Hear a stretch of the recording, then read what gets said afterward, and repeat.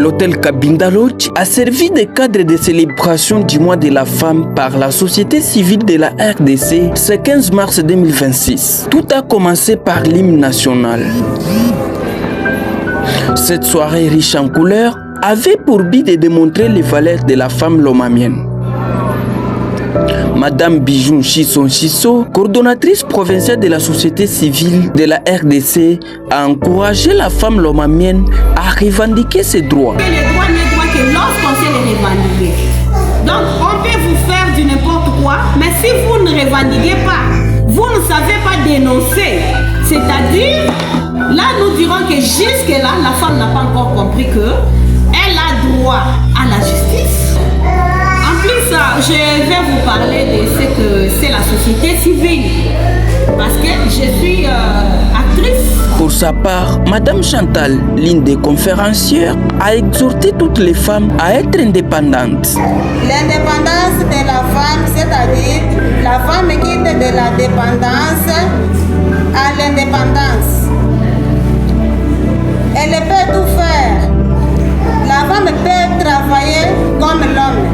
Avec la modernisation, la femme est capable de s'auto-prise en charge, de gérer, de planifier avec les moyens qu'elle a et d'aider son mari. Selon Madame Yolande Loubiji, l'égalité entre hommes et femmes est importante pour le développement durable. Mesdames et messieurs, peut-on vraiment vivre le développement lorsque une moitié de la société n'a pas les mêmes opportunités que l'autre? Non. Certainement. Aucune société ne peut se développer si la moitié de sa population reste en arrière.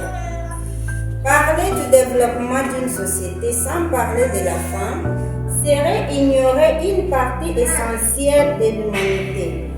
Depuis toujours, les femmes jouent un rôle crucial, non seulement dans la famille, mais aussi dans la société. Pourtant, malgré leurs capacités et leurs contributions, elles ont souvent été confrontées à des inégalités et à des obstacles qui limitent leur participation au développement. Honoré par une invitation, un haut représentant des FARDC a démontré l'importance de la femme dans l'éducation des enfants. Invité à l'événement, le président du cadre de concertation de la société civile de Lomami, Maître Augustin Kitenge, a mis le vœu de voir un jour une femme à la tête de la province de Lomami. Est-ce que les femmes ne peuvent pas faire plus que les hommes? Je suis de cela.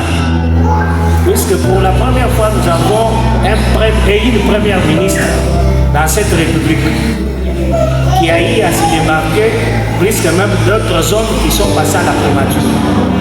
Et pour la province de Lomami, nous estimons que